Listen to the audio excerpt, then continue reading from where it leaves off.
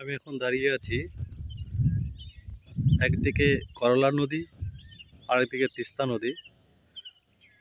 তিস্তা নদী উত্তরবঙ্গের দীর্ঘতম নদী, আর একটি গুরুত্বপূর্ণ নদী করলা, যেটি জলপাইগুড়ি শহরের লাইফলাইন বলা যেতে পারে। দুটি নদী এখানে মিলিত হয়েছে। তবে এখানে তিস্তা নদীর যে জলের প্রবাহ তা খুবই কম, চরাভূমিতে পরিণত হয়েছে প্রায়। এলাকায় চাষবাস শুরু হয়ে গিয়েছে। করলার জল প্রবাহ রয়েছে।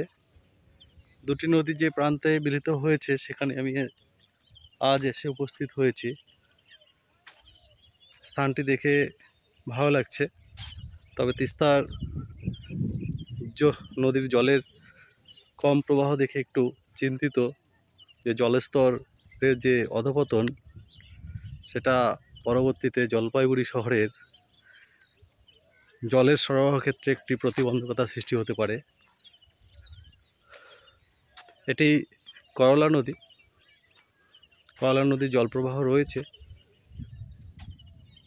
পার্শ্ববর্তী এলাকায় কিছু জনবসতি আছে, কিন্তু তিস্তার যে চর সেখানে জনবসতি নেই।